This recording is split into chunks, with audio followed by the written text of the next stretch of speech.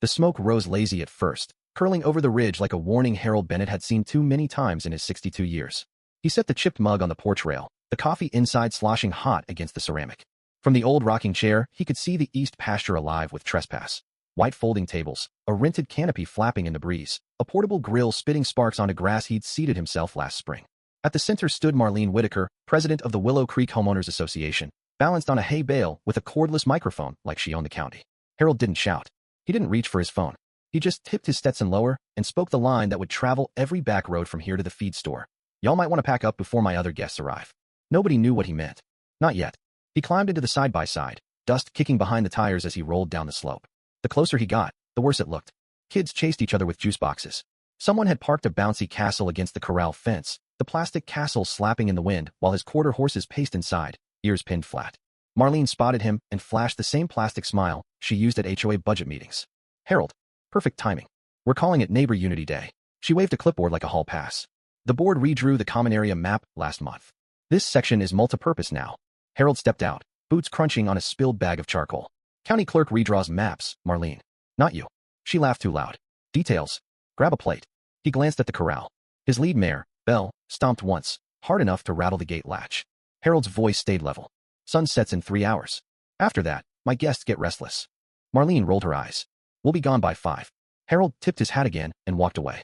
For the next 2 hours he watched from the porch, sipping fresh coffee while the party grew louder. Teenagers filmed TikToks under a banner that read Willow Creek Strong. Someone spilled barbecue sauce on the fence post he'd painted last spring. Marlene strutted between grills, giving speeches about community spirit to people who'd never waved when he drove past in the feed truck. Harold's phone recorded everything. Every footprint in the soft soil, every beer can tossed into his grass, every time Marlene's husband tried to light a fire pit 10 feet from the hay barn. When the man sneered, "Relax, cowboy," Harold crouched, scooped a handful of dust, and let it drift through his fingers. "Dry season," he said. The man moved the pit. At 4:30 the sun bled orange across the sky. Harold opened the stable app on his phone. One tap. The latches clanked. 15 horses exploded out like a storm given legs. They didn't charge to hurt anyone. They just reclaimed their pasture. Tables flipped. Plates shattered. The bouncy castle deflated under 1,000 pounds of startled gelding. Marlene stood frozen, microphone dangling, barbecue sauce on her white sneakers. Harold filmed from the porch. "You wanted a community event," he called. "Now you've got one." By sunset the field looked like a county fair tornado. Marlene's followers fled to their SUVs, tires spinning ruts in the dirt. She marched up the driveway the next morning in sunglasses and a pantsuit, waving a manila folder. "Animal endangerment. Property damage. I'm filing with the sheriff." Harold leaned on the rail. "You mean the property you parked on without asking?" She slapped the folder against her palm. "Shared jurisdiction. See the new map." He took the paper, studied the dotted line that swallowed half his east pasture, and handed it back. Photocopied stamp. Wrong font. County clerk's office opens at 8. Her smile faltered. The board voted. Board doesn't vote on deeds. He turned inside. "Coffee's hot if you change your mind." She didn't. Sheriff Lopez showed up an hour later, hat in hand, looking like he'd rather be anywhere else. "Marlene says your horses destroyed $500 in rental equipment." Harold walked him to the corral. Bell nickered, calm as Sunday. They stayed in their fence until someone rattled it for 3 hours. Lopez scratched his neck. "Maybe keep the gates locked for a spell." Harold's stare could bend iron. "So she gets another party, and I pretend it's fine?" "Just trying to keep the peace. Peace starts at the property line." That night Harold spread Marlene's forged map on the kitchen table beside the real survey from 1973. The differences were laughable. He made copies, drove to the courthouse at dawn, and slid them across the counter to Diane, the clerk who'd processed his mortgage 30 years ago. "Photocopy ink still smells fresh," she said, holding the page to the light. "Want me to flag it?" Let her dig a little deeper first. Word travels fast in a town where everybody's related to somebody. By Wednesday, Harold's mailbox overflowed with certified letters, livestock violations, noise complaints, threats of liens. He pinned them to a corkboard like trophy antlers. Security cameras caught Marlene sneaking along the fence at midnight with a tape measure and a flashlight, muttering about easements. Harold's old friend Ruth, retired attorney turned goat farmer, took one look at the footage and cackled. "Criminal misrepresentation. Send me the files." He did. Marlene doubled down. She scheduled a community safety seminar for Saturday, same pasture, same bouncy castle, twice the crowd. Harold spent Friday cleaning the automatic gate latches and charging every camera on the ranch. At 2 o'clock Saturday the field filled again. Marlene wore a sun hat the size of a satellite dish and preached about reckless ranching while standing on ground she didn't own. Harold waited until she hit her crescendo. "We must protect our children," then tapped his phone. The gates swung wide. The herd thundered out.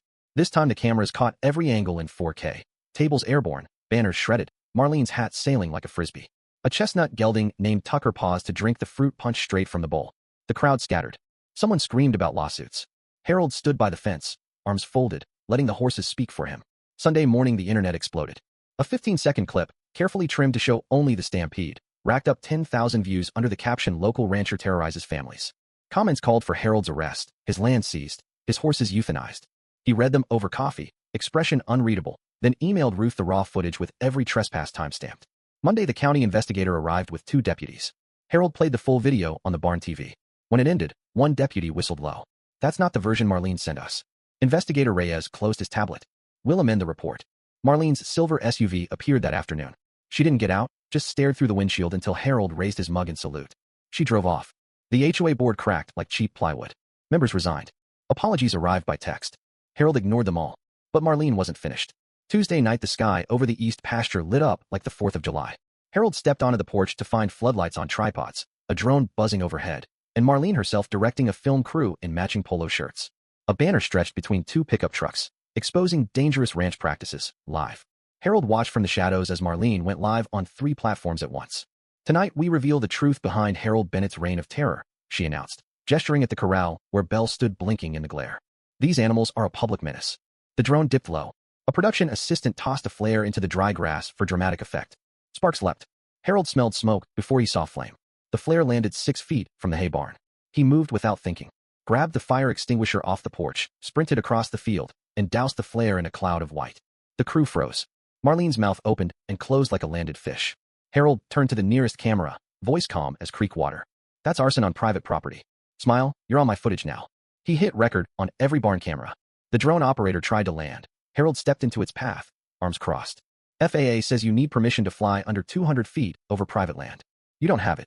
Marlene recovered first. "This is intimidation." "No, ma'am. This is trespass with pyrotechnics." Sirens wailed in the distance. Someone had called it in. 2 fire trucks rolled up within minutes. The crew scattered like quail. Marlene tried to argue with the fire chief, a man who'd known Harold since high school. He listened, then pointed at the scorched patch. "That's felony reckless endangerment. Pack it up." Harold stood beside the chief while the floodlights came down. Marlene's face, lit by the red and blue strobes, looked suddenly old. Wednesday brought the 3rd act nobody saw coming. At dawn a flatbed truck rumbled up the driveway carrying a portable fence, bright orange plastic netting, and metal posts. Behind it came Marlene, flanked by 2 HOA board members and a man in a cheap suit claiming to be a surveyor. They began staking the new fence 10 feet inside Harold's property line. Harold watched from the porch, coffee cooling in his hand. When the first post went in, he walked down slow. "Morning, folks. That survey pin you just drove over? It's been there since 1887. The surveyor squinted at his tablet. "HOA easement supersedes." Harold pulled a folded deed from his back pocket, the paper soft from decades in a safety deposit box. "Read the last line. No easement granted in perpetuity. Signed by the county judge who founded this town." The man's face went the color of skim milk. Marlene snatched the tablet. "We voted." "Vote all you want," Harold said. "Dirt don't vote." He dialed Ruth. She arrived in under 20 minutes, boots crunching gravel, briefcase swinging like a lunch pail. The board members tried to leave. Ruth blocked the driveway with her pickup. "Obstructing a legal survey," one blustered. Ruth smiled sweet as sorghum. "Funny. I'm here to witness criminal trespass and attempted theft of real property. Sheriff's on his way." Lopez arrived with Reyes and a warrant. The orange fence came down faster than it went up. Marlene's hands shook so hard, she dropped the tablet. The screen cracked like her composure. That afternoon the county served papers at Marlene's doorstep. Cease and desist, criminal complaint for forgery, civil suit for damages. Harold didn't gloat. He just mended the divots the posts left and spread fresh seed. Court day came quiet and fast. Marlene sat pale beside a lawyer who kept shuffling papers. Ruth laid out the evidence like a poker hand. Forged maps, trespass photos, the midnight measuring tape, the bouncy castle invoice stamp paid by HOA funds, the flare footage timestamped to the second. The judge, a no-nonsense woman who'd grown up on a cattle ranch, didn't blink. "Falsifying county records carries penalties," she said. "Mrs. Whitaker, you'll pay restitution, perform 500 hours of community service, starting with mucking stalls at the fairgrounds, and are permanently barred from any HOA office in this jurisdiction." Marlene's mouth opened, closed, opened again. Nothing came out. Harold's damages were calculated down to the last blade of trampled grass and the cost of one cracked tablet screen. The gavel fell. Case closed. That evening neighbors gathered at Harold's gate with casseroles and shy smiles. Kids asked to feed the horses. Someone fired up a grill, this time on the right side of the fence. Harold let them. Laughter replaced loudspeaker speeches.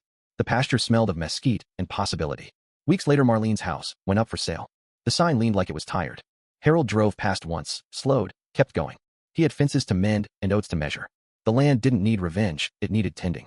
One crisp October night, he hosted a bonfire. No speeches, no permits, just folding chairs and a cooler of beer. The same people who'd once parked on his grass now asked permission to cross it. Kids toasted marshmallows while Belle grazed nearby, unbothered. When the fire burned low, Harold raised his cup to the stars. Boundaries, he said, are just love with a fence around it. The flames crackled agreement. Now the east pasture grows thick and green again. The cameras still roll, but they record sunsets now, and the occasional curious deer. Harold Bennett sits on his porch every evening, coffee in hand, watching the herd move like slow thunder across ground that finally remembers whose it is. What do you think? Did Harold go too far with the horses, or was Marlene asking for every hoofprint she got? Drop your take in the comments. Ever faced a bully who thought rules were optional? Tell us where you draw the line between justice and revenge. We read every one.